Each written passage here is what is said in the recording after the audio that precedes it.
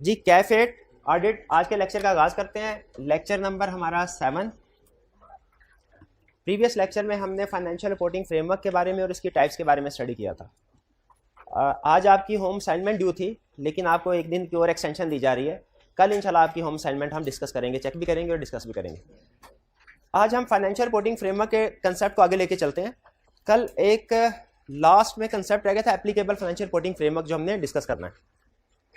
हमें यह पता चल गया कि फाइनेंशियल रिपोर्टिंग फ्रेमवर्क की डिफरेंट टाइप्स हैं।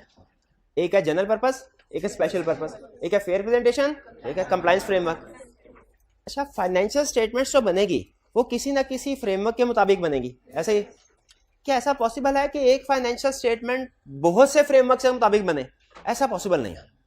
ठीक है, एक फाइनेंशियल स्टेटमेंट एक ही फ्रेमवर्क के मुताबिक बनेगी, या तो आईएफआरएस के मुताबिक होगी या टैक्स बेसिस के मुताबिक होगी। ऐसा नहीं हो सकता कि एक ही इनकम स्टेटमेंट बनी हो और वो आईएफआरएस के रूल्स को भी फॉलो करती हो और टैक्स के रूल्स को भी फॉलो करती हो। कहीं ना कहीं फर्क आ जाता है। इसीलिए मैनेजमेंट ने डिसीजन करना होता है, मैनेजमेंट यानी जिसने फाइनेंशियल स्टेटमेंट प्रिपेयर करनी है, उसने डिसीजन करना होता है कि हमारे सामने जो बहुत से फाइनेंशियल रिपोर्टिंग फ्रेमवर्क मौजूद हैं, इनमें से किस फाइनेंशियल रिपोर्टिंग फ्रेमवर्क के मुताबिक हम फाइनेंशियल स्टेटमेंट्स बनाएं। वो किसी एक फाइनेंशियल रिपोर्टिंग फ्रेमवर्क को सेलेक्ट कर लेती है फाइनेंशियल स्टेटमेंट्स प्रिपेयर करने के लिए। लेकिन याद रखिए, ये जो सिलेक्शन की जाती है ना फाइनेंशियल रिपोर्टिंग फ्रेमवर्क की, ये कुछ रूल्स को सामने रख के सिलेक्शन की जाती है। ठीक है, ऐसे नहीं कि आंखें बंद करके हमने कहा यार जिस फ्रेमवर्क में हाथ आ गया उसके मुताबिक फाइनेंशियल स्टेटमेंट प्रिपेयर कर दें, इस तरह नहीं होगा। बल्कि मैनेजमेंट ने कुछ चीजें सामने रखती हैं, जैसे nature of entity, nature of financial statements, purpose of financial statements, legal requirements. जैसे अगर लीगल रिक्वायरमेंट्स है कि पाकिस्तान में जितनी भी फाइनेंशियल स्टेटमेंट शेयर होल्डर्स को भिजवाई जाएंगी वो आईएफआरएस के मुताबिक बनेगी, तो इसका मतलब है मैनेजमेंट ने फाइनेंशियल स्टेटमेंट्स प्रिपेयर करने के लिए शेयर होल्डर्स के लिए जो फाइनेंशियल स्टेटमेंट प्रिपेयर करनी है उसका फ्रेमवर्क क्या होगा? आईएफआरएस। और अगर पर्पस ये है कि फाइनेंशियल स्टेटमेंट्स एफबीआर को सेंड करनी है तो फिर फ्रेमवर्क टैक्स बेसिस होगा। तो मैनेजमेंट के सामने बहुत से फाइनेंशियल रिपोर्टिंग फ्रेमवर्क है, मैनेजमेंट ने उनमें से किसी एक की सिलेक्शन करनी है और उसके मुताबिक फाइनेंशियल स्टेटमेंट्स को प्रिपेयर करना। जिस फाइनेंशियल रिपोर्टिंग फ्रेमवर्क को मैनेजमेंट सेलेक्ट कर लेती है, अडॉप्ट कर लेती है टू प्रिपेयर फाइनेंशियल स्टेटमेंट, उसे हम कहते हैं एप्लीकेबल फाइनेंशियल रिपोर्टिंग फ्रेमवर्क। यानी ये अगर मैनेजमेंट के बहुत से फाइनेंशियल, आपको बताया था दुनिया में बहुत से फाइनेंशियल रिपोर्टिंग फ्रेमवर्क्स हैं, बहुत सी टाइप्स है ना, general purpose, special purpose, fair presentation, compliance framework, और भी फ्रेमवर्क की टाइप्स है जो हमारे सिलेबस में नहीं है। इसमें से कोई एक फ्रेमवर्क ऐसा है जिसको मैनेजमेंट ने फाइनेंशियल स्टेटमेंट्स प्रिपेयर करने के लिए अडॉप्ट कर लिया। अब ये वाला फाइनेंशियल रिपोर्टिंग फ्रेमवर्क तो मैनेजमेंट के लिए रेलिवेंट हो गया, बाकी सारे इररेलिवेंट हो गए। ठीक है, अब ये जो फाइनेंशियल रिपोर्टिंग फ्रेमवर्क रेलिवेंट हो गया, इसको हम सिंपल फाइनेंशियल रिपोर्टिंग फ्रेमवर्क नहीं कहते, बल्कि इसका नाम हम रख देते हैं एप्लीकेबल फाइनेंशियल रिपोर्टिंग फ्रेमवर्क। लफ्ज एप्लीकेबल से मुराद वो फाइनेंशियल रिपोर्टिंग फ्रेमवर्क जो मैनेजमेंट ने अडॉप्ट कर लिया है टू प्रिपेयर फाइनेंशियल स्टेटमेंट्स। अच्छा, अब ये फ्रेमवर्क अडॉप्ट कर लिया, कहानी को थोड़ा सा आगे लेके चलते हैं। जब मैनेजमेंट इस फाइनेंशियल स्टेटमेंट्स, इस फ्रेमवर्क के मुताबिक फाइनेंशियल स्टेटमेंट्स बना लेगी और उसके बाद ऑडिटर से ऑडिट करवाना होगा, क्या ऑडिटर को आपके ख्याल में ये देखना चाहिए कि ये फाइनेंशियल रिपोर्टिंग फ्रेमवर्क सही तरीके से सेलेक्ट हुआ है कि नहीं? क्या ये देखना चाहिए? बिल्कुल, ऑडिटर देखता है। और ये देखने के लिए ऑडिटर का क्राइटेरिया याद रखे वही होगा जो मैनेजमेंट का क्राइटेरिया था। यानी मैनेजमेंट ने जब बहुत से फाइनेंशियल रिपोर्टिंग फ्रेमवर्क में से एक को सेलेक्ट किया था, कैसे सेलेक्ट किया था? Considering nature of entity, nature of financial statement, purpose of financial statements and legal requirements. Exactly इसी क्राइटेरिया को सामने रख के ऑडिटर ये देखेगा क्या मैनेजमेंट ने सही applicable financial reporting framework select किया कि नहीं। ऐसा तो नहीं कि शेयर होल्डर्स को फाइनेंशियल स्टेटमेंट भिजवानी है और टैक्स बेसिस फ्रेमवर्क को ऑप्ट किया गया। तो अगर ऑडिटर अपना क्राइटेरिया लगा के चेक करता है तो यहां पे दो पॉसिबिलिटीज हैं। फिर या तो मैनेजमेंट ने जो applicable financial reporting framework adopt किया है वो ऑडिटर के लिए एक्सेप्टेबल होगा या एक्सेप्टेबल नहीं होगा। एक्सेप्टेबल होने से क्या मुराद है? एक्सेप्टेबल होने से क्या मुराद है कि मैनेजमेंट ने क्राइटेरिया बिल्कुल ठीक ऑप्ट किया, और एक्सेप्टेबल ना होने से क्या मुराद है कि असल में एप्लीकेबल फाइनेंशियल रिपोर्टिंग फ्रेमवर्क कुछ और होना चाहिए था, मैनेजमेंट ने कुछ और ऑप्ट कर लिया। यहां पे ऑडिटिंग स्टैंडर्ड ऑडिटर से ये कहते हैं अगर तो applicable financial reporting framework acceptable है तो आप अपना ऑडिट शुरू करें आगे, कोई इशू नहीं है, कोई प्रॉब्लम की बात नहीं। लेकिन अगर applicable financial reporting framework acceptable नहीं है तो फिर आपने क्या करना है? क्या फिर भी ऑडिट शुरू कर दें? ऑडिटिंग स्टैंडर्ड कहते हैं नहीं। फिर आप मैनेजमेंट से पहले रिक्वेस्ट करें, समझाने की कोशिश करें कि सर फ्रेमवर्क को चेंज कर दीजिए। अगर मैनेजमेंट फ्रेमवर्क चेंज कर दे अच्छी बात, अगर ना चेंज करें तो auditor shall not accept proposed audit engagement, auditor इस एंगेजमेंट को एक्सेप्ट नहीं करेगा। ये ध्यान में रखिएगा। ये criteria applicable financial reporting framework कितना अहम है, ठीक है, यही बता रहा है। एप्लीकेबल फाइनेंशियल रिपोर्टिंग फ्रेमवर्क क्या है? एप्लीकेबल फाइनेंशियल रिपोर्टिंग फ्रेमवर्क ये वो वाला फ्रेमवर्क है। कौन से वाला? जो मैनेजमेंट ने अडॉप्ट किया है। अच्छा, किसने? मैनेजमेंट ने एंड टीसीडब्ल्यू। ये क्या है टीसीडब्ल्यू जी? ये मैं अभी थोड़ी देर में एक्सप्लेन करता हूं, ये बार बार हमारे सब्जेक्ट में टर्म आएगी, इसको मैं अभी एक्सप्लेन करता हूं। फिलहाल सिर्फ मैनेजमेंट के वर्ड पे गौर कीजिए। एप्लीकेबल फाइनेंशियल रिपोर्टिंग फ्रेमवर्क ये वो वाला फ्रेमवर्क है जो मैनेजमेंट ने अडॉप्ट किया है। किस लिए? To prepare financial statement.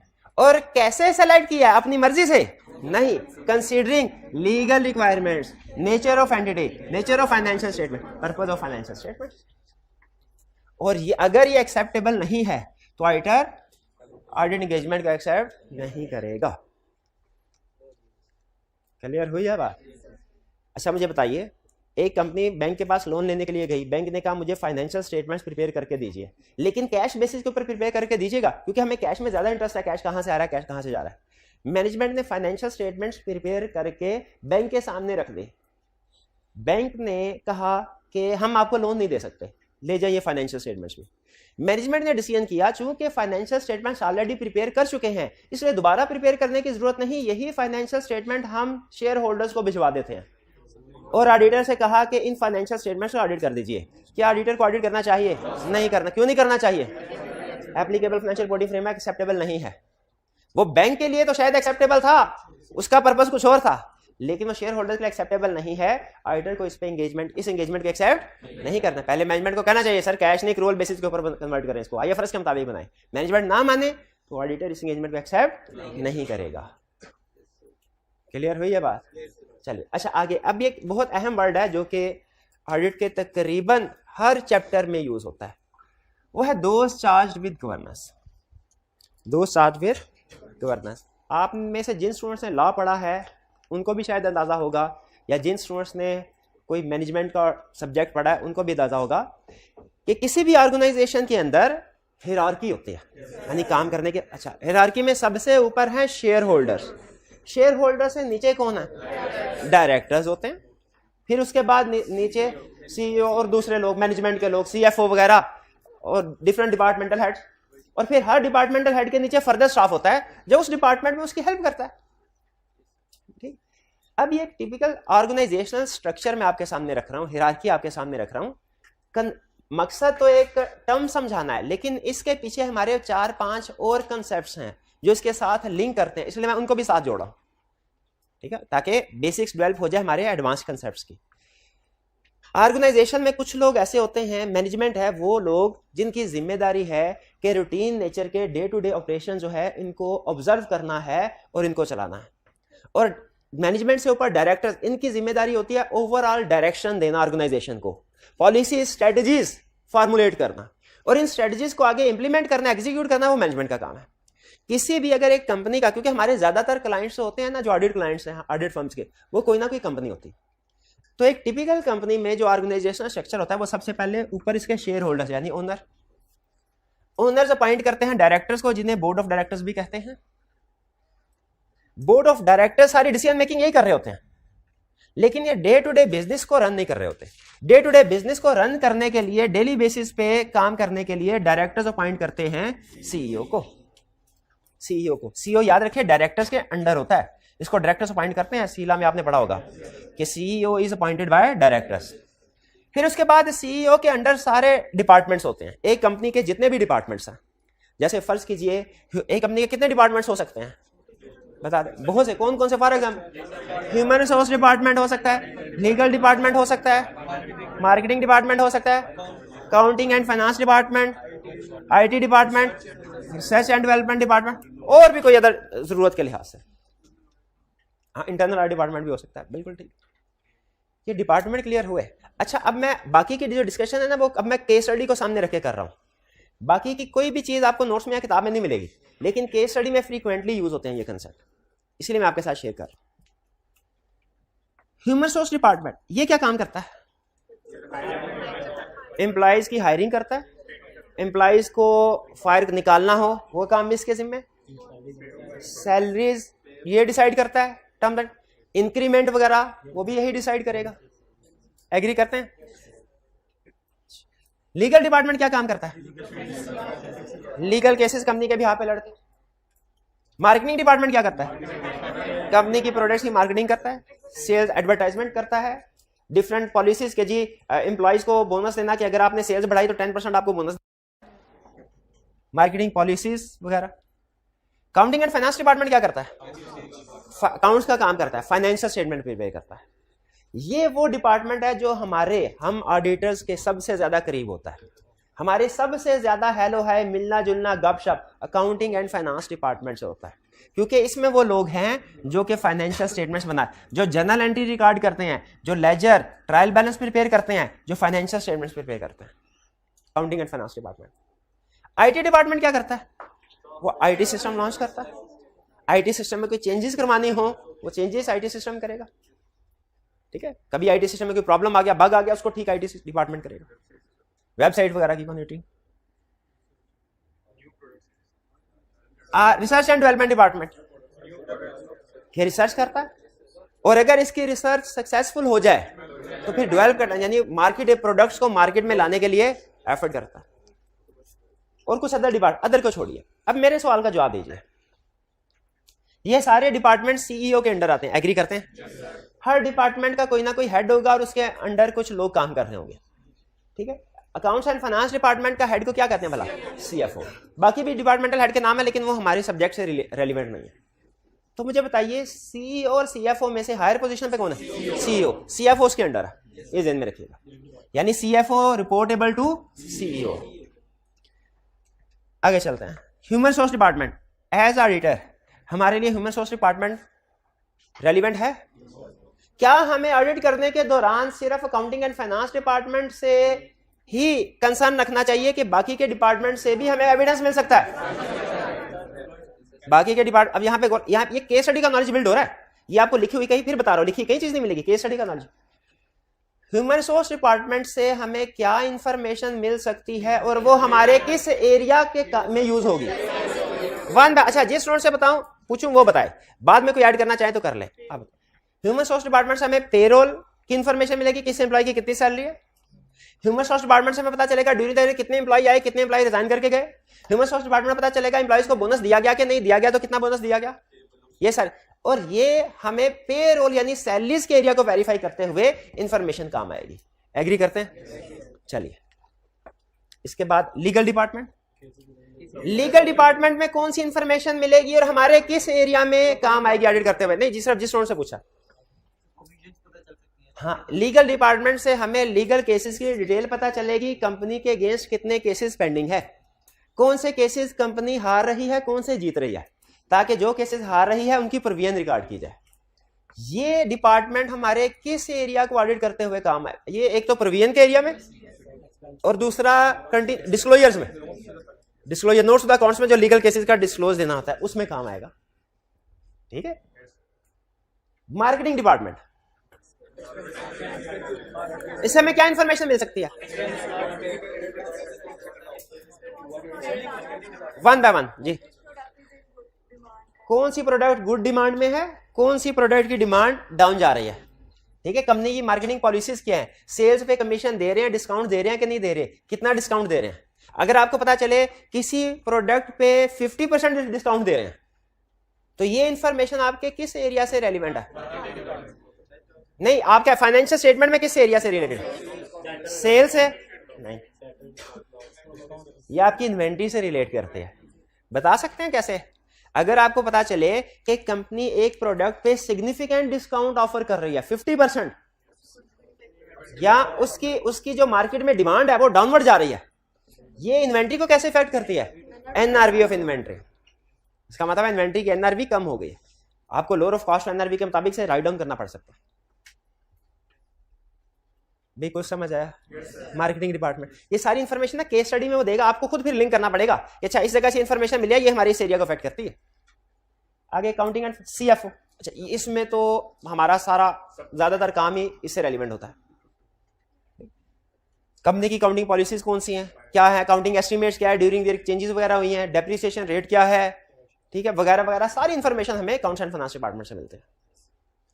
IT department से पता चलेगा ड्यूरिंग ईयर कोई न्यू सिस्टम लॉन्च किया है या एग्जिस्टिंग सिस्टम में कोई चेंजेस की है।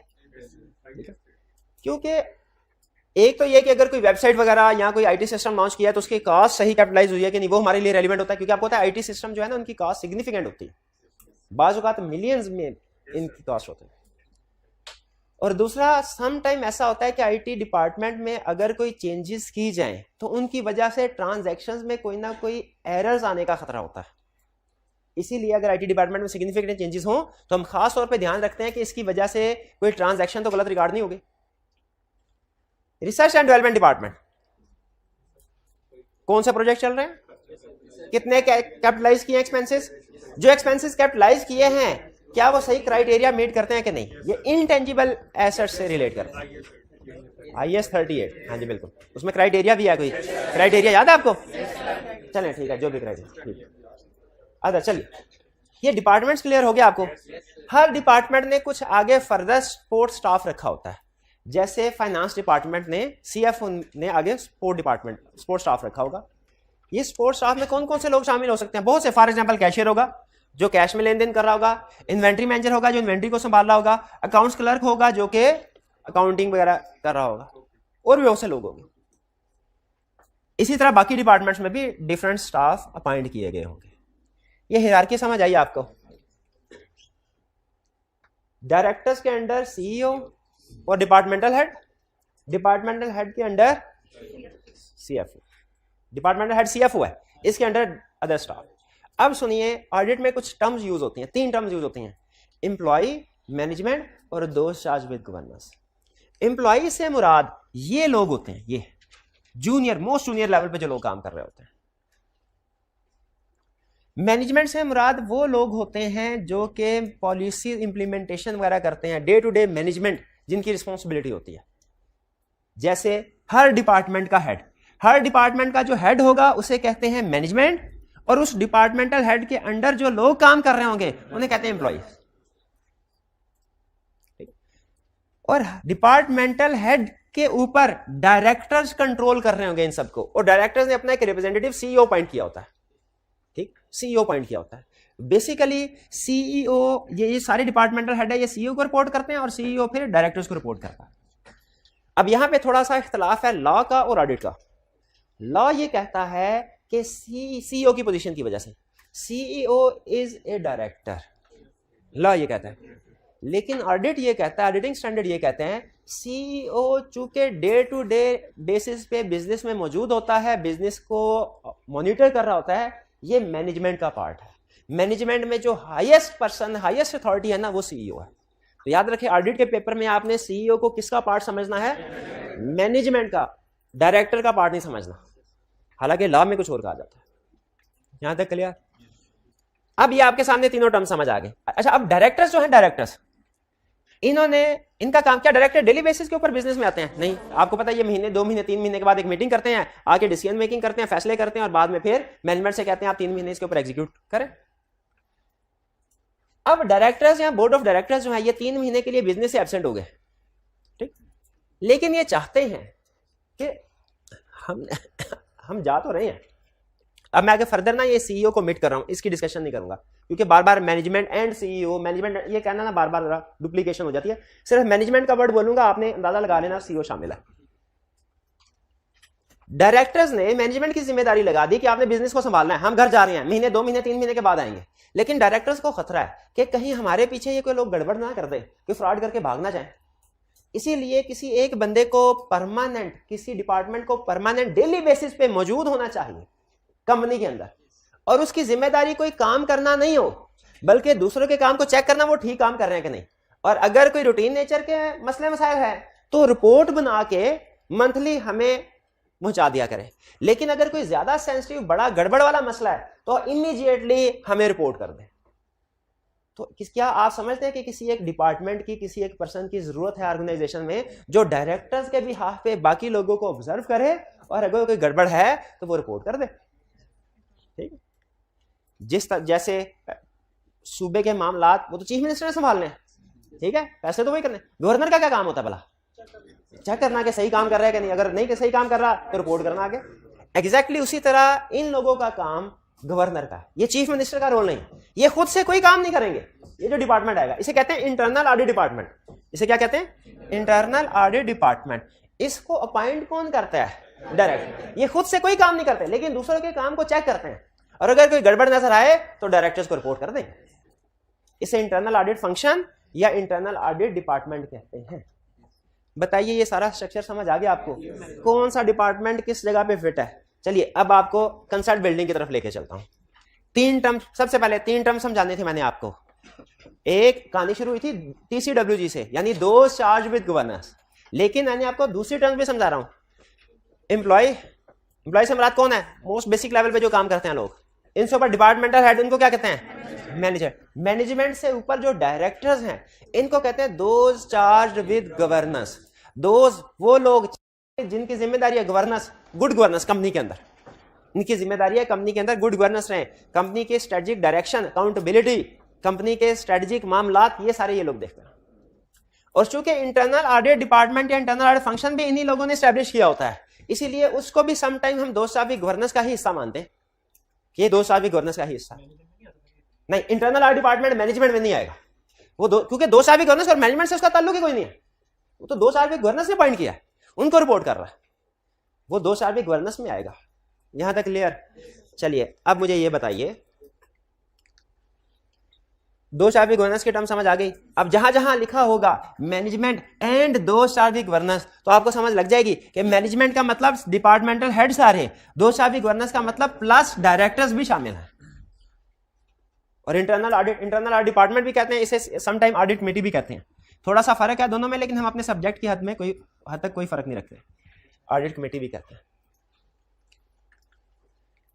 अब आपसे कुछ एडवांस टॉपिक्स के क्वेश्चन पूछूं। हालांकि अगर आप दो शार्विक गवर्नेंस की टर्म ना ये आधे मिनट में बताई जा सकती थी। मैं आपसे कहता भाई दो शार्विक गवर्नेंस का मतलब क्या? डायरेक्टर्स। मतलब तो वही है। सारी कहानी आपके सामने क्यों खोल के रखी? क्योंकि कुछ एडवांस कंसेप्ट्स है जो मैंने रिलेट करवाने थे, अब वो मैं आपसे करवा रहा हूं वन बाय वन। मेरा पहला क्वेश्चन, हमारा एक टॉपिक है फ्रॉड का, उसमें डिस्कशन करता है कि विद इन द कंपनी अगर फ्रॉड हो तो ऑडिटर को क्या करना चाहिए, किसको रिपोर्ट करना चाहिए। अब आप बताइए, अगर फ्रॉड में एम्प्लॉय इन्वॉल्व है, ऑडिटर को किसको रिपोर्ट करना चाहिए? मैनेजमेंट को। शाबाश। वहां पे वो कहते हैं एक स्टेप हायर को रिपोर्ट करें।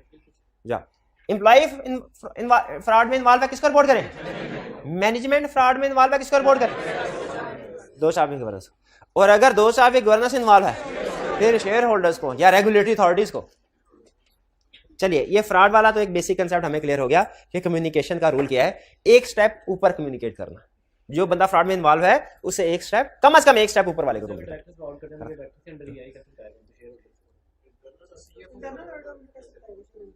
नहीं, ये नहीं, एक मिनट आ रही है, ये मैं एक्सटर्नल ऑडिटर की बात कर रहा हूं। यानी एक्सटर्नल ऑडिटर को अगर कोई फ्रॉड सामने नजर आए एक्सटर्नल ऑडिटर को, तो वो किसको कम्युनिकेट करेगा? एक स्टेप हायर। इंटरनल ऑडिटर की बात नहीं कर रहा। भाई ने कहा कि सर वो इंटरनल ऑडिटर को अगर फ्रॉड नजर आया डायरेक्टर्स का, तो वो डायरेक्टर के अंडर ही काम करें, उनको थोड़ी बताएंगे, या वो तो उनकी इंस्ट्रक्शन के मुताबिक ही काम करेंगे। वो बात ठीक है, लेकिन हम किसके पॉइंट ऑफ से बात? अच्छा, ये ध्यान में रखिएगा। अब दो टर्म्स आपके सामने आ गई हैं, एक है एक्सटर्नल ऑडिटर, एक है इंटरनल ऑडिटर। जब मैं सिर्फ वर्ड ऑडिटर यूज करूंगा ना, हमेशा इससे मुराद एक्सटर्नल ऑडिटर होगा, ये ध्यान में रखिएगा। फ्रॉड का कंसेप्ट क्लियर हो गया? आगे चलते हैं। एविडेंस। मेरा क्वेश्चन यह है, क्या एविडेंस सिर्फ सिंगल सोर्स से हासिल किया जा सकता है या अदर सोर्सेज से भी हासिल किया जा सकता है? बिल्कुल, एक स्टैंडर्ड है एविडेंस का, वो बताता है कि evidence within the organization other sources से भी हासिल किया जा सकता है। अब अगर आपसे कोई पूछे कि बताइए विद इन द ऑर्गेनाइजेशन कौन कौन से अदर सोर्सेज हैं और उनसे क्या क्या एविडेंस हासिल किया जा सकता है, तो आप बता देंगे। ये अभी हमने जो चीजें डिस्कस की थी, ह्यूमन रिसोर्स डिपार्टमेंट से क्या इंफॉर्मेशन मिलेगी, किस काम आएगी, मार्केटिंग से क्या मिलेगी इंफॉर्मेशन, लीगल वगैरह। चलिए, एविडेंस, सोर्सेज ऑफ एविडेंस वाला कंसेप्ट भी डिस्कस कर लिया हमने। आगे इंटरनल वर्सेस एक्सटर्नल ऑडिटर। आगे चल के एक चैप्टर पढ़ना है हमने जिसमें इंटरनल और एक्सटर्नल का फर्क आएगा, इंटरनल ऑडिटर एक्सटर्नल ऑडिटर में क्या फर्क है। लेकिन अगर आपने इस चार्ट को अच्छे तरीके से समझ लिया तो आप अभी भी बता सकते हैं। जैसे मेरा पहला क्वेश्चन, बताइए इंटरनल ऑडिटर को कौन अपॉइंट करता है और एक्सटर्नल ऑडिटर को कौन? अच्छा बताइए, एक्सटर्नल ऑडिटर किसको रिपोर्ट करता है? शेयर होल्डर्स को। इंटरनल ऑडिटर किसको रिपोर्ट करता है? डायरेक्टर्स को। ठीक है। अच्छा बताइए, क्या external auditor independent of entity है? Entity means company, independent of company है? यस, एक्सटर्नल ऑडिटर है। एक्सटर्नल ऑडिटर, क्या internal auditor independent of entity है? Internal auditor independent of entity नहीं है, वो डायरेक्टर्स के अंडर काम कर रहा है, वो मैनेजमेंट से तो इंडिपेंडेंट है, वो मैनेजमेंट से तो अलग है, लेकिन कंपनी से इंडिपेंडेंट नहीं है। ये बात समझ आ रही है? मैनेजमेंट से इंडिपेंडेंट है, कंपनी से इंडिपेंडेंट नहीं है। अगर आपसे कहे कि ये एक इंटरनल डिपार्टमेंट की इंफॉर्मेशन हम शेयर कर रहे हैं, आप बताइए ये एक इफेक्टिव इंटरनल डिपार्टमेंट है कि नहीं? अब वो इंफॉर्मेशन क्या है? पहली इंफॉर्मेशन, इंटरनल डिपार्टमेंट का जो चीफ है वो और सीएफओ ये बचपन के दोस्त हैं। बताइए इंटरनल डिपार्टमेंट इफेक्टिव है? क्यों इफेक्टिव नहीं है? क्योंकि वो इंडिपेंडेंट ऑफ मैनेजमेंट नहीं है, वो तो इंडिपेंडेंट मैनेजमेंट का एक तरह से रिश्तेदार बन गया। अगर आपसे कहे कि इंटरनल ऑडिट डिपार्टमेंट की जो रिपोर्ट बनती है ना मंथली, वो डायरेक्टली डायरेक्टर्स के पास नहीं जाती, पहले सीएफओ के पास जाती है, सीएफओ उसमें कांट छांट करता है, फिर उसके बाद डायरेक्टर के पास जाती है। बताइए इंटरनल ऑडिट डिपार्टमेंट इफेक्टिव है? नहीं है, क्योंकि इंटरनल ऑडिट डिपार्टमेंट को रिपोर्टेबल टू डायरेक्टर होना चाहिए, रिपोर्टेबल टू मैनेजमेंट नहीं होना चाहिए। अगर आपको किसी केस स्टडी में कहे कि इंटरनल ऑडिट डिपार्टमेंट का काम है कि उसने सेल इनवॉइसेस अप्रूव करनी है, तो क्या इंटरनल डिपार्टमेंट इफेक्टिव है? नहीं, ये काम तो मैनेजमेंट का है। अगर इंटरनल ऑडिट डिपार्टमेंट मैनेजमेंट वाला काम करेगा तो फिर उसको चेक कौन करेगा? उसे तो ये देखना चाहिए कि ट्रांजैक्शन अप्रूव हो रही है कि नहीं हो रही, उसे ये ट्रांजैक्शंस को अप्रूव थोड़ी करना चाहिए। इंटरनल ऑडिट एक्सटर्नल में फर्क समझ आ रहा है? चलिए आगे चलते हैं। फिर एक और कंसेप्ट है हमारा, ये थोड़ा सा टेक्निकल है, risk at financial statement level और रिस्क एट असर्शन लेवल। कुछ चीजों का इंपैक्ट होता है सिंगल, कुछ चीजों का इंपैक्ट होता है मल्टीपल। छोटी सी एग्जांपल लेते हैं। अगर क्लास में एक स्टूडेंट लेट आया 5 मिनट, तो बताइए कितना नुकसान हुआ उसका? 5 मिनट का। और अगर क्लास में एक टीचर लेट आया 5 मिनट, कितना नुकसान हुआ? वो 5 मिनट का नहीं हुआ, वो 500 मिनट का नुकसान हुआ, क्योंकि उसका इफेक्ट सारे स्टूडेंट पे पड़ेगा, उसका इफेक्ट सारे स्टूडेंट। तो उसी तरह फाइनेंशियल स्टेटमेंट्स में भी कुछ चीजें ऐसी होती हैं जिनका इफेक्ट सिंगल एरिया पे पड़ता है, कुछ चीजें ऐसी होती हैं जिनका इफेक्ट मल्टीपल एरियाज पे पड़ता है। जैसे अगर मैं आपसे कहूं इन्वेंट्री मैनेजर चोर है, आपका रिस्क बढ़ जाएगा कि कम होगा? आपको पता चले जिसके खिलाफ एक एफआईआर दर्ज हुई है पिछली कंपनी में जहां पे काम किया था उन्होंने करवाई, रिस्क बढ़ गया कि कम हुआ? बताइए एक स्पेसिफिक एक आधे एरिया में कि बहुत से एरियाज में? क्योंकि एक इन्वेंट्री में उसको लगाया, वो गड़बड़ करेगा इन्वेंट्री में करेगा। और अगर आपको पता चले सीएफओ के खिलाफ एफआईआर दर्ज करवाई गई है मनी लॉन्ड्रिंग के, फ्रॉड के, अब रिस्क बढ़ेगा कम होगा? बढ़ेगा। किसी एक एरिया में कि बहुत से एरियाज में? क्योंकि आपको पता है सीएफओ के अंडर पूरी फाइनेंशियल स्टेटमेंट तकरीबन, अगर ये फ्रॉड करना चाहे तो फाइनेंशियल स्टेटमेंट के किसी भी एरिया में कर सकता है, सारे एरिया इसके अंडर है। जबकि इन्वेंट्री वाला अगर फ्रॉड करना भी चाहे तो सिर्फ इन्वेंट्री में ही कर सकता है, बाकी एरिया में तो उसको घुसने भी नहीं दिया जाएगा। वो कैशियर के पास जाके बैठे, कैशियर कहेगा भागो भाई मेरे कैश को क्यों हाथ लगा रहे हो, अपनी इन्वेंट्री को जाके गिनो। तो सुन लें, अगर किसी एम्प्लॉय में कोई प्रॉब्लम है तो ये है risk at assertion level. Risk assertion का मतलब होता है, फिलहाल समझ लीजिए कोई स्पेसिफिक एरिया, यह है रिस्क एट असर्शन लेवल। और अगर मैनेजमेंट लेवल पे प्रॉब्लम है तो यह है risk at financial statement level. चलें, अगर ये मुश्किल लग रहा है ना रिस्क एट असर्शन लेवल और फाइनेंशियल स्टेटमेंट लेवल, तो ये याद रख लें, छोटा रिस्क और बड़ा रिस्क। ठीक है, छोटा रिस्क कौन सा है? जो स्पेसिफिक एरिया को अफेक्ट करता है। बड़ा रिस्क कौन सा है? अगर छोटा रिस्क होगा रिस्क एट असर्शन लेवल, हमने उसको एड्रेस करना है कि नहीं? एज ऑडिटर करना है कि नहीं? उसको करना है। और अगर risk at financial statement level होगा, उसको एड्रेस करना है कि नहीं? उसको भी करना है, दोनों को करना है। तो सवाल यहां पे ये ज़हन में पैदा होता है, अगर दोनों तरह के रिस्क को एड्रेस करना है तो दोनों की अलग-अलग क्लासिफिकेशन हमें बताने की जरूरत क्या थी? वो इसलिए कि एड्रेस दोनों को करना है, लेकिन दोनों को एड्रेस करने की अप्रोच डिफरेंट है। Risk at assertion level address किसी और तरीके से होता है, risk at financial statement level address किसी और तरीके से होगा। हाँ जी बिल्कुल, आगे कम्युनिकेशन में भी आ सकता है। अच्छा चलिए, अगर आपको ये कंसेप्ट समझ, क्योंकि ये थोड़ा सा टेक्निकल कंसेप्ट है, तो उसमें मैं वैसे तो आगे डिस्कस करना है हमने, लेकिन फिर भी एक एग्जांपल आपके साथ शेयर करता हूं, आप बताइएगा ये कौन सा रिस्क है। फर्ज कीजिए आपको पता चला कि कंपनी की पॉलिसी है कि जो सेल्स करता है ना स्टाफ, यानी आपको घर घर जाके बेच रहे होते, कभी शैम्पू कभी साबुन घर घर जाके बेच रहे होते सेल्स स्टाफ, जो सेल्स स्टाफ जितनी सेल करेगा उसे 10% कमीशन दिया जाएगा। अब इसमें क्या रिस्क है कि वो सेल्स स्टाफ सेल्स को ओवरस्टेट करने की कोशिश करे, क्योंकि जितनी ज्यादा सेल्स होगी उनको कमीशन उतना ज्यादा मिलेगा, ये भी रिस्क है। दूसरी बात आपको पता चली कि कंपनी के सीएफओ को भी ये ऑप्शन पॉलिसी में लिखा गया है कि जितना प्रॉफिट होगा उसको भी 10% बोनस मिलेगा। इधर रिस्क है, इधर भी है, क्योंकि सीएफओ की कोशिश होगी कि प्रॉफिट ज्यादा से ज्यादा हो, जितना प्रॉफिट ज्यादा होगा उतना ही इसको कमीशन मिलेगा। ये दो इश्यूज आगे बताइए, दोनों रिस्क हैं। कौन सा रिस्क एट असर्शन लेवल है? सेल्स वाला, क्योंकि उसमें गलती का चांस सिर्फ एक ही एरिया पे है, सेल्स पे। लेकिन जो सीएफओ वाला है प्रॉफिट वाला, ये risk at financial statement level, क्योंकि इसमें सीएफओ का जहां पे दाव चला वो चलाएगा। वो कोई भी इनकम होगी उसको ओवरस्टेट करने की कोशिश करेगा, वो कोई भी एक्सपेंस होगा उसको अंडरस्टेट करने की कोशिश करेगा, वो कोई भी एसेट होगा उसको ओवरस्टेट करने की कोशिश करेगा, वो कोई भी लायबिलिटी होगी उसको अंडरस्टेट करने की कोशिश करेगा। जी एक मिनट है, मैं सिर्फ कंक्लूड कर रहा हूं, सिर्फ एक आधे मिनट के बाद कंक्लूड करके क्वेश्चन लेता हूं। भाई ये बात समझ आ गई? तो risk at financial statement level और रिस्क एट असर्शन लेवल में फर्क समझ आ गया आपको, और ये भी पता चल गया कि दोनों को हमने डिफरेंट वे में एड्रेस करना है। चलिए ये था हमारा कंसेप्ट। बेसिकली तो हमने एप्लीकेबल फाइनेंशियल रिपोर्टिंग फ्रेमवर्क में जो टर्म यूज हुई है दो चार इसको समझना था, लेकिन इसको बहाना बना के मैंने कुछ और भी बहुत से कंसेप्ट इकट्ठे करके आपके सामने रख दिए। क्लियर हो गए? चलिए अब अगर कोई क्वेश्चन है तो 1 बाय 1 पूछ लीजिए। जी पहले ये फिजिकल क्लास में पूछ रहे थे, फिर मैं हाइब्रिड की तरफ आता हूँ। फिजिकल में कोई क्वेश्चन है तो पूछ ले।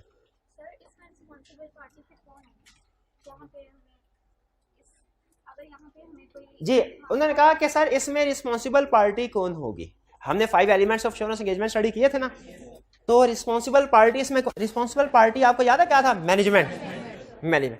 ठीक है, इसमें मैनेजमेंट कौन से लोग हैं? क्या सिर्फ अकाउंट्स एंड फाइनेंस डिपार्टमेंट का हेड है? ये तो है ही है मैनेजमेंट। इन सारे डिपार्टमेंट्स के जो हेड हैं ये भी मैनेजमेंट की डेफिनेशन में शामिल है, और ये भी रिस्पॉन्सिबल पार्टी। और क्या डायरेक्टर्स ये रिस्पॉन्सिबल पार्टी में शामिल हैं? यस, डायरेक्टर भी रिस्पॉन्सिबल पार्टी में शामिल। लेकिन याद रखिए प्रैक्टिकली डायरेक्टर्स खुद का फाइनेंशियल स्टेटमेंट्स नहीं बना रहे होते, लेकिन ये रिस्पॉन्सिबल होते हैं कि इन्होंने बाकी लोगों से काम लेना है। तो जैसे अगर मुझे ये बताइए, अगर कोई टीचर सही सब्जेक्ट नहीं पढ़ाता, प्रिंसिपल साहब रिस्पॉन्सिबल है कि नहीं? क्यों? वो सब्जेक्ट उन्होंने तो नहीं पढ़ाना था, लेकिन ओवरऑल रिस्पॉन्सिबिलिटी तो उनकी है ना। टीचर को तो उन्होंने सेलेक्ट करना था, सिस्टम तो उन्होंने डिजाइन करके देना था, उसकी मॉनिटरिंग इंश्योर करनी थी। तो इसीलिए रिस्पॉन्सिबल पार्टी में ये सीएफओ और दूसरे डिपार्टमेंट हेड तो आएंगे मैनेजमेंट है, लेकिन दो चार भी गवर्नेंस को भी कवर किया जाता है, क्योंकि इनकी भी अल्टीमेट रिस्पॉन्सिबिलिटी है इनके ऊपर नजर रखना। इसीलिए अगर आप नोट करें एप्लीकेबल फाइनेंशियल रिपोर्टिंग फ्रेमवर्क कह रहा है यह है framework adopted by management and दो चार क्यों लिखा? डायरेक्टली तो उन्होंने फाइनेंशियल स्टेटमेंट्स नहीं बनानी, डायरेक्टली तो फ्रेमवर्क इन्होंने नहीं अडॉप्ट करना, वो तो मैनेजमेंट ने ही करना है, लेकिन चूंकि इनके सुपरविजन इनकी जिम्मेदारी है, इसीलिए मैनेजमेंट ये दो चार भी गवर्नेंस में इन्वॉल्व होता है। क्लियर जी? और कोई क्वेश्चन? जी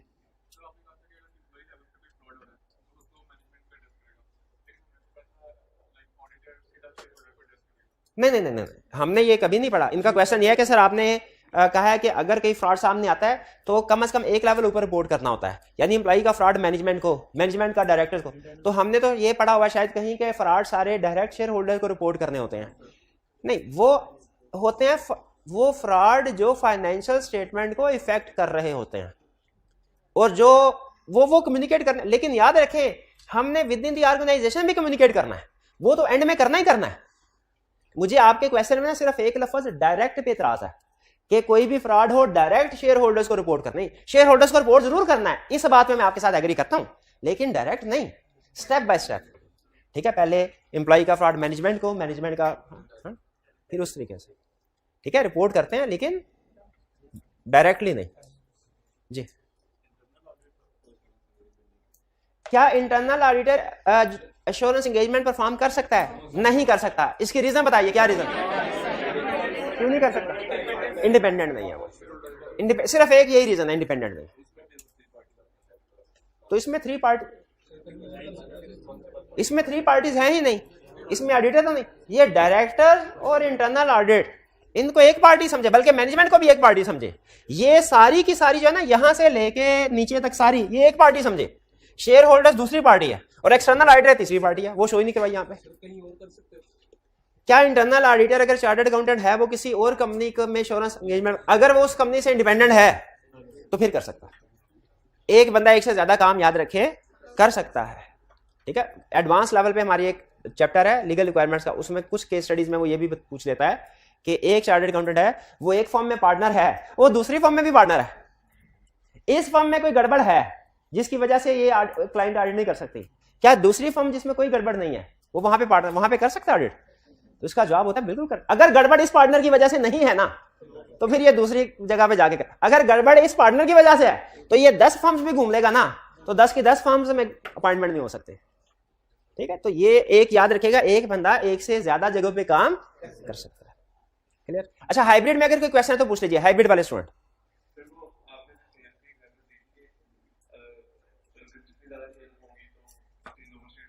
जी जी बिल्कुल,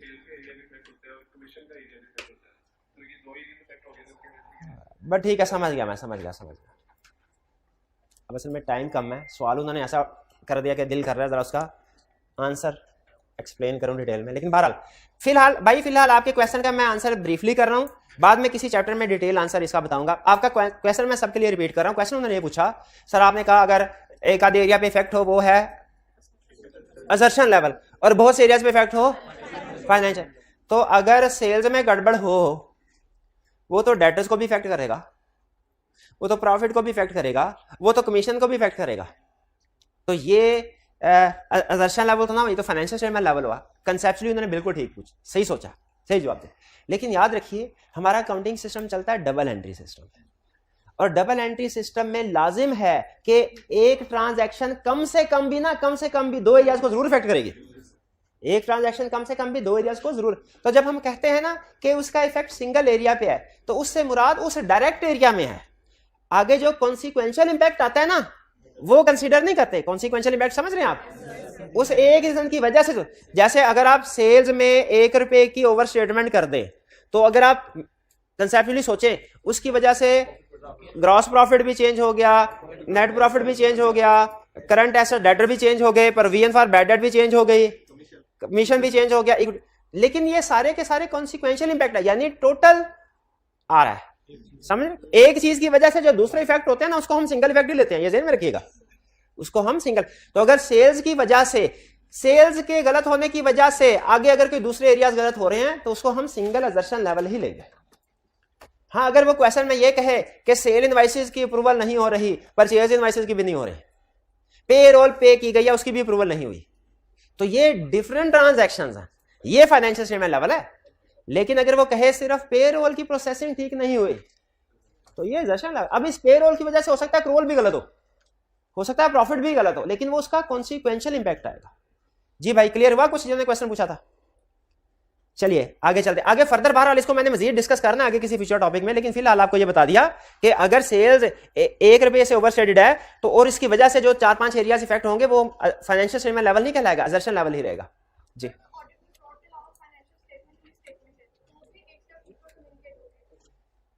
क्या ऑडिट में अगर फ्रॉड के अलावा कोई और मिस स्टेटमेंट जैसे एरर है, तो क्या वो भी हमने मैनेजमेंट को कम्युनिकेट करनी होती है? इसका जवाब है यस। मैनेजमेंट को एक मौका देते हैं, ठीक है, एक मौका देते हैं, ठीक है। और वो उसका रूल भी तकरीबन यही है कि अगर एम्प्लॉय की तरफ से कोई एरर है तो मैनेजमेंट को कह दें, अगर मैनेजमेंट ठीक कर ले तो अच्छी बात है, अगर मैनेजमेंट ठीक ना करे तो फिर डायरेक्टर्स के साथ डिस्कस करते हैं, अगर डायरेक्टर्स भी ठीक ना करें फिर ऑडिट रिपोर्ट की शक्ल में उसमें भी मॉडिफाई करके शेयर होल्डर्स को देते हैं। क्लियर? क्या अगर एरर को ठीक कर लिया जाए, डेप्रिसिएशन रिकॉर्ड नहीं की गई थी, हमारे कहने पे कर दी गई, तो क्या अभी शेयर होल्डर का कमेंट नहीं? अब शेयर होल्डर को हमने यही कहना है कि फाइनेंशियल स्टेटमेंट ठीक है, जो एरर्स ठीक हो गए वो हमने शेयर होल्डर्स को कम्युनिकेट नहीं करने। फ्रॉड करेंगे। देखिए, फ्रॉड का केस अलग है, वो एरर पूछ रहे थे, उन्होंने भी एरर का क्वेश्चन उठाया था, मैंने एरर का जवाब दिया। फ्रॉड में भी कमोबेश यही काम करते हैं, लेकिन फ्रॉड में हमारा कोर्स ऑफ एक्शन थोड़ा सीवियर होता है। फ्रॉड अगर ठीक कर भी लिया जाए ना, फिर भी हमने ऊपर हायर अथॉरिटी को कम्युनिकेट करना होता है। जी, क्या एक्सटर्नल ऑडिटर हमेशा शेयर होल्डर अपॉइंट करता है? तकरीबन यस, हमेशा शेयर होल्डर ही, तकरीबन नहीं। कुछ केसेस ऐसे हैं, मैंने कहा तकरीबन, कुछ केसेस ऐसे हैं समझ लीजिए 5%, लेस देन 5%, जिनमें एक्सटर्नल ऑडिटर शेयर होल्डर्स के अलावा कुछ और लोग अपॉइंट कर सकते हैं। वो कौन लोग हैं, वो किन केसेस में अपॉइंट कर सकते हैं, ये भी हम पढ़ेंगे। और कोई क्वेश्चन? कोई क्वेश्चन नहीं? चलिए अब हम चलते हैं, ये हाइब्रिड में कोई क्वेश्चन तो नहीं है? अगर है तो पूछ लीजिए। नहीं, चलिए आगे चलते हैं। अभी तक हमने स्टडी कर लिया फाइनेंशियल स्टेटमेंट्स और फाइनेंशियल रिपोर्टिंग फ्रेमवर्क, ठीक है। हमने 5 एलिमेंट्स ऑफ एश्योरेंस में स्टडी किए थे ना, और मैंने आपको बताया था कि आगे चल के इन्हीं 5 एलिमेंट्स को वन बाय वन हमने डिटेल में डिस्कस करना है। सब्जेक्ट मैटर को हमने डिटेल में डिस्कस कर लिया और सूटेबल क्राइटेरिया को डिटेल में डिस्कस कर लिया। और लफ्ज़ सूटेबल मैंने आपको समझा दिया कि एक्सेप्टेबल होना चाहिए। अगर एक्सेप्टेबल नहीं है तो ऑडिटर उसको एंगेजमेंट को एक्सेप्ट नहीं करेगा। नेक्स्ट एलिमेंट, एक एलिमेंट और था 3 पार्टी रिलेशनशिप, याद है? उसमें कौन कौन सी पार्टीज थी? Share holders, management, responsible party और ऑडिटर। शाबाश, बिल्कुल ठीक है। अच्छा बताइए, एक ऑडिट में इन तीनों पार्टीज का कुछ ना कुछ रोल होगा कि सिर्फ एक ही पार्टी का होगा? तीनों का कुछ ना कुछ। तो अब नेक्स्ट हम इन तीनों पार्टीज का वन बाय वन स्टडी करेंगे, क्या रोल्स एंड रिस्पॉन्सिबिलिटीज हैं ऑडिट में। जिसमें पहले हम स्टार्ट कर रहे हैं मैनेजमेंट। और आपको पता है जब हम मैनेजमेंट कहते हैं तो अंडरस्टूड है, एंड दोस आर गवर्नेंस। तो हम स्टडी करने जा रहे हैं ओवरऑल रिस्पॉन्सिबिलिटी किस किस की? मैनेजमेंट की और दोस आर गवर्नेंस। ओवरऑल, यहां पे वर्ड ओवरऑल पे गौर कीजिए, ये थोड़ी देर में एक्सप्लेन करना है मैंने इसको। मैनेजमेंट और दोस आर गवर्नेंस की क्या रिस्पॉन्सिबिलिटी है? इनकी रिस्पॉन्सिबिलिटीज होती है बेसिकली 3 बड़ी रिस्पॉन्सिबिलिटी होती हैं ओवरऑल 3। पहला और सबसे बड़ी responsibility, preparation and presentation of financial statements.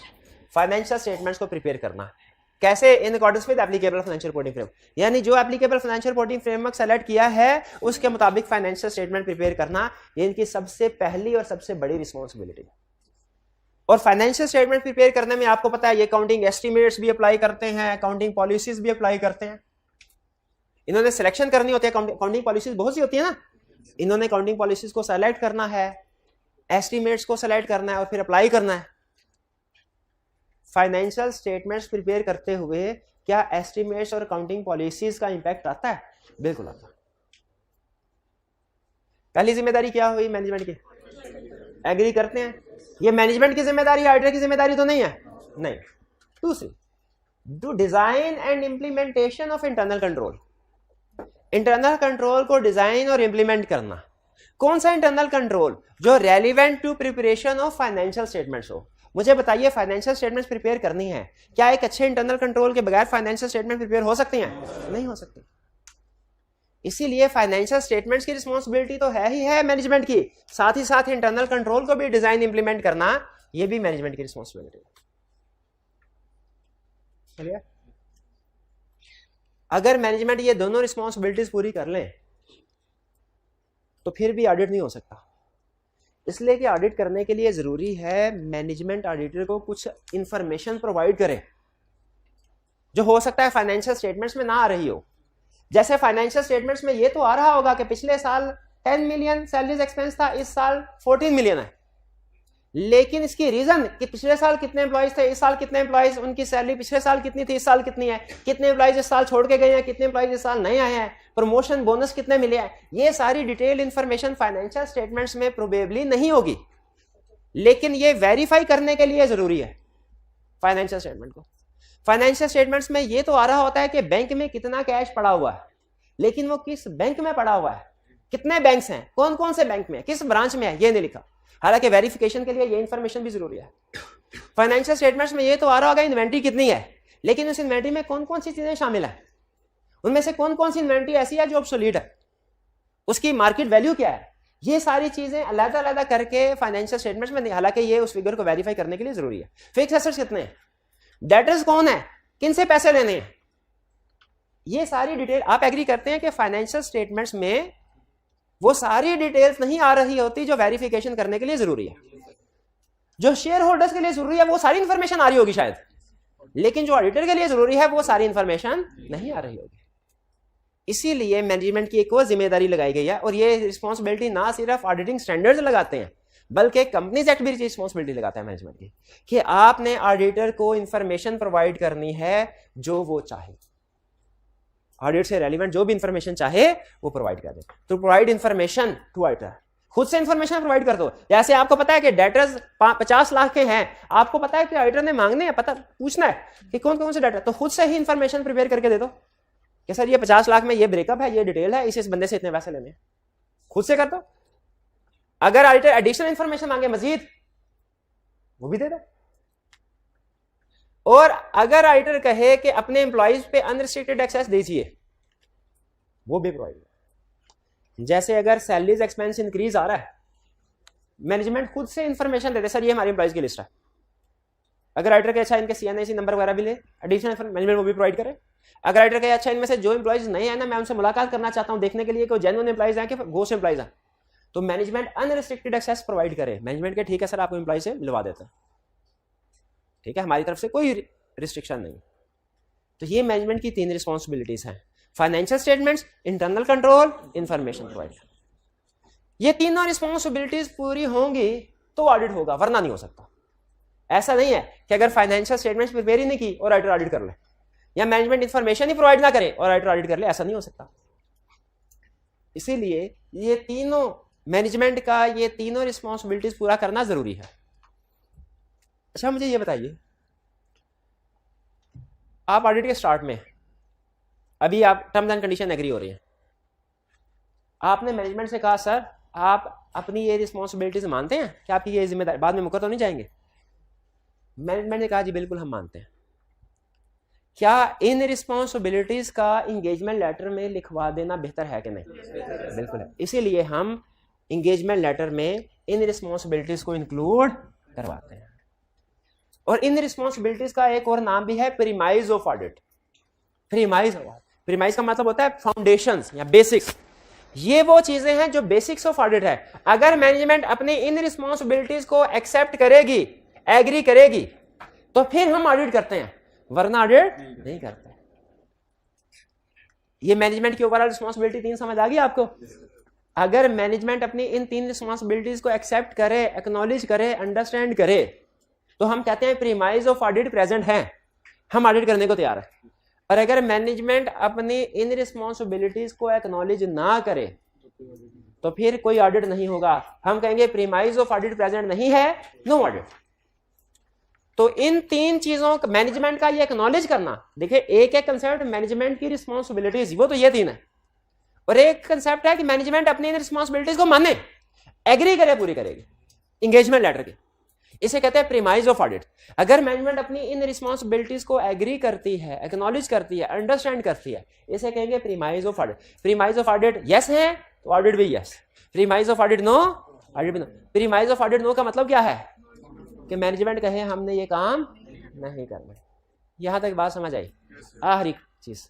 इसके बाद मैंने आपको बताया था ये ओवरऑल रिस्पॉन्सिबिलिटीज है, इसका मतलब है कोई स्पेसिफिक रिस्पॉन्सिबिलिटीज भी होती हैं। अच्छा मुझे बताइए, आप में से किसी स्टूडेंट ने वर्ड रिलेटेड पार्टी का लफ्ज़ सुना है? अगर सुना है तो आपको यह भी पता होगा कि रिलेटेड पार्टीज को फाइनेंशियल स्टेटमेंट में डिस्क्लोज करना होता है। ये किसकी जिम्मेदारी? IAS 24 ये किसकी जिम्मेदारी है रिलेटेड पार्टीज को डिस्क्लोज करना? मैनेजमेंट की। ये भी तो जिम्मेदारी है, लेकिन ये यहां पे तो नहीं लिखी हुई। चले इसको छोड़े, हो सकता है सारे स्टूडेंट ने रिलेटेड पार्टी ना पढ़ाओ। सब्सिक्वेंट इवेंट का टॉपिक पढ़ा है आपने कि सब्सिक्वेंट इवेंट्स हो, एडजस्टिंग या नॉन एडजस्टिंग, उन्हें फाइनेंशियल स्टेटमेंट में जस्ट डिस्क्लोज करना चाहिए, करना चाहिए। ये किसकी जिम्मेदारी है? मैनेजमेंट। लेकिन यहाँ पे तो नहीं लिखा हुआ, यहाँ पे तो नहीं लिखा हुआ। चले ये भी हो सकता है सब्सिक्वेंट इवेंट्स हमने ना पढ़ाओ। गोइंग कंसर्न पढ़ा है? गोइंग कंसर्न असेस करना कि कंपनी गोइंग कंसर्न में है कि नहीं है, मैनेजमेंट की रिस्पॉन्सिबिलिटी है, यहाँ पे तो नहीं लिखा हुआ। इसको भी छोड़ें। फ्रॉड असेस करना कि कंपनी के अंदर कोई फ्रॉड तो नहीं चल रहा। वैसे तो ऑडिटर को मिले, ऑडिटर भी रिपोर्ट कर लेता है, लेकिन पहली जिम्मेदारी तो मैनेजमेंट और डायरेक्टर्स की। ये किसकी जिम्मेदारी है? फ्रॉड, यहां पे तो नहीं लिखा, इसको भी छोड़ा। फिक्स एसेट्स पे डेप्रिसिएशन रिकॉर्ड करना किसकी जिम्मेदारी है? डेटर्स पे provision for bad debt record करना किसकी जिम्मेदारी? जितने भी डिस्क्लोजर रिक्वायर्ड हैं वो डिस्क्लोज करना किसकी जिम्मेदारी? लेकिन यहां पे तो नहीं लिखा हुआ। ये ओवरऑल रिस्पॉन्सिबिलिटी याद रखें, ये वो रिस्पॉन्सिबिलिटी है जो पूरी फाइनेंशियल स्टेटमेंट से रिलेट करती है। मैनेजमेंट की कुछ और भी रिस्पॉन्सिबिलिटीज हैं जो स्पेसिफिकली इंडिविजुअल एरिया से रिलेट करती है। ये मैंने आपको जितनी भी एग्जांपल्स बताई ना, ये भी मैनेजमेंट की रिस्पॉन्सिबिलिटीज हैं, लेकिन ये हम यहां पे कवर नहीं कर रहे क्योंकि ये इंडिविजुअल एरिया से रिलेट कर रही है। डेप्रिसिएशन वाली स्पेसिफिकली फिक्स एसेट से रिलेट कर रही है, प्रोविजन फॉर बैड डेट वाली डेटर से रिलेट कर रही है, रिलेटेड पार्टी वाली स्पेसिफिकली रिलेटेड पार्टी से रिलेट करे। तो याद रखिए आगे चल के हम कुछ टॉपिक्स पढ़ेंगे जैसे फ्रॉड, जैसे सब्सीक्वेंट इवेंट, जैसे रिलेटेड पार्टीज, कुछ टॉपिक पढ़ेंगे जैसे गोइंग कंसर्न, उनमें आप पढ़ेंगे management is responsible to do this, management is responsible to do this. तो आप क्वेश्चन पूछते होते हैं, आप कहते हैं सर आपने जब हमें मैनेजमेंट की रिस्पॉन्सिबिलिटी पढ़ाई थी ना, उसमें रिलेटेड पार्टी तो लिखा ही नहीं, देखे है कोई प्रीमाइज में? उसमें रिलेटेड पार्टी लिखा ही नहीं था, उसमें गोइंग कंसर्न लिखा ही नहीं था, उसमें सब्सिक्वेंट इवेंट लिखा ही नहीं। तो अब कहां से आ गए हैं? अब आप पढ़ा रहे हैं मैनेजमेंट रिस्पॉन्सिबल, ये कहां से आ गए हैं? तो याद रखिए ये ओवरऑल रिस्पॉन्सिबिलिटी है, वो स्पेसिफिक रिस्पॉन्सिबिलिटी। इसीलिए एग्जाम, अब एक खतरनाक बात बता रहा हूं, खतरनाक इसलिए कह रहा हूं किसकी वजह से फेल होने का खतरा है। एग्जाम में अगर आपसे पूछे ना मैनेजमेंट रिस्पॉन्सिबिलिटीज, तो क्या बताएंगे?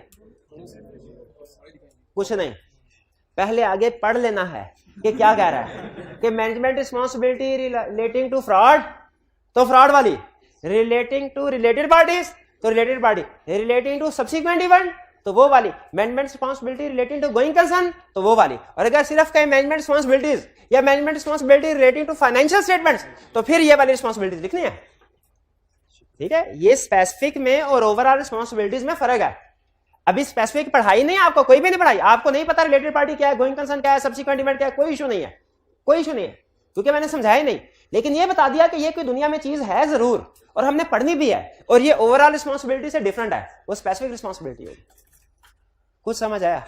ये था हमारा आज का लेक्चर, जिसमें हमने एप्लीकेबल फाइनेंशियल रिपोर्टिंग फ्रेमवर्क को पढ़ा और फिर उसके बाद ओवरऑल रिस्पॉन्सिबिलिटीज को पढ़ा। कोई क्वेश्चन पूछना चाहते हो तो पूछ लें, वन बाय वन। जी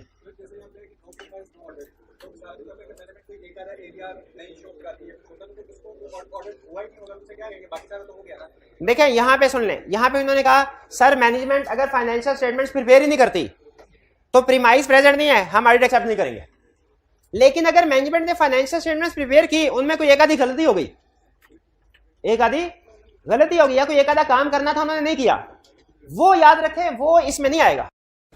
उस केस में हम ऑडिट कर सकते हैं, एंगेजमेंट एक्सेप्ट कर सकते हैं, ले वो फिर हम रिपोर्ट में लिख देते हैं स्टेटमेंट आके।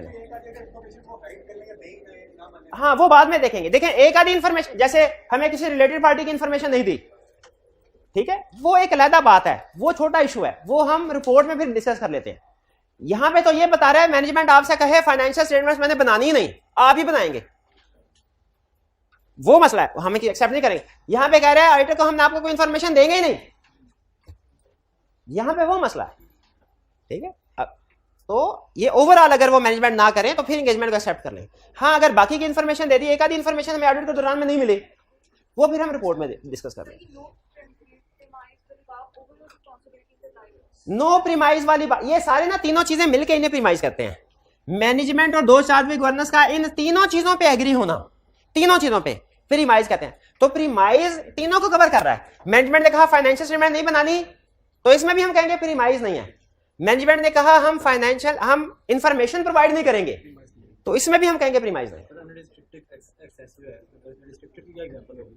रिस्ट्रिक्टेड एक्सेस, अनरिस्ट्रिक्टेड एक्सेस का मतलब है कि जब ऑडिटर कहे कि हमें आप उस पर रेलिवेंट पर्सन से मिलवाएं, रिस्ट्रिक्टेड का मतलब मैनेजमेंट रिफ्यूज कर दे कि सर इस बंदे से नहीं मिलवाना, करना नहीं चाहिए।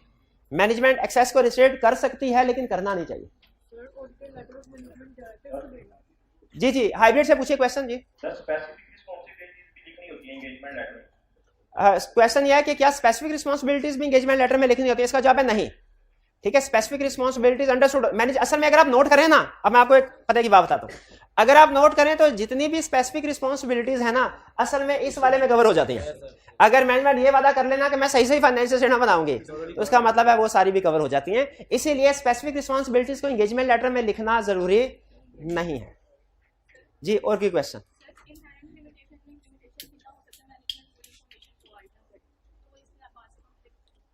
जी बिल्कुल, इनहेरेंट लिमिटेशन में हमने पढ़ा था कि मैनेजमेंट में नॉट प्रोवाइड कंप्लीट इन्फॉर्मेशन। बिल्कुल, इसी वजह से तो हम मैनेजमेंट से तय करवा रहे हैं कि भाईजान आप सारी इन्फॉर्मेशन हमें प्रोवाइड करेंगे। इसी वजह से तय, ये देखिए ये जो हमने बात लिखी है इसी वजह से लिखी है कि हमसे आप इन्फॉर्मेशन छुपाएंगे नहीं। ठीक है। लेकिन बाज़ औक़ात ऐसा होता है मैनेजमेंट स्टार्ट में प्रीमाइज एग्री कर लेती है, बाद में गड़बड़ कर जाती है। तो कोई बात नहीं, वो तरीके भी हमें हमारे सीनियर ने बताए हुए हैं कि उस सिचुएशन में क्या करना। और कोई क्वेश्चन? चलिए, ये था हमारा आज का कंसेप्ट। आपको बताया अब माइंड मैप और मेंटी टेस्ट वगैरह 2-3 दिन के बाद हम कंडक्ट करवाएंगे। ठीक है जी, आज का लेक्चर यहाँ पे खत्म। जी जी, क्वेश्चन पूछिए। जी जी,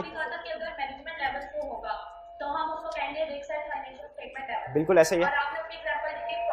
जी जी, तो अगर हम इस एग्जांपल को चेंज कर दें, हम लिखते थे सेल्स, तो वो तो एक एरिया को इफेक्ट करेगा, जी तो वो क्या होगा, रिस्क ऑफ एसेशन या रिस्क ऑफ फाइनेंशियल? देखिए, अगर सेल्स इफेक्ट करती हैं, अगर सेल्स में रिस्क है और वो इफेक्ट कर रही हैं फाइनेंशियल स्टेटमेंट, तो वो रिस्क एट असर्शन लेवल ही होगा, वो risk at financial statement level नहीं होगा, क्योंकि उसका डायरेक्ट इफेक्ट सिर्फ सेल्स पे आ रहा है। हाँ, आगे सेल्स की वजह से दूसरे एरिया में इफेक्ट जाता है, लेकिन वो हम कंसीडर नहीं करते, हम उसको एक सिंगल मिस्टेक ही कंसीडर करते हैं। आपका अकाउंटेंट अगर एक गलत एंट्री पास कर दे, सेल्स की फिगर को 1000 की बजाय 5000 लिख दे, तो आप उसे कहेंगे कि उसने 5 गलतियां की हैं, वो एक ही गलती, आगे उसका इफेक्ट 5 जगह पे गया, तो वो रिस्क एट असर्शन लेवल होगा। हाँ, अगर सीएफओ प्रॉफिट को ओवरस्टेट करने की कोशिश करता है, रिस्क है कि वो करेगा, तो आपको पता है वो तो फिर किसी भी एरिया में कर सकता है, उसकी अप्रोच, उसकी पावर अथॉरिटी तो सारी फाइनेंशियल स्टेटमेंट पे है, इसीलिए उसे risk at financial statement level कहते हैं।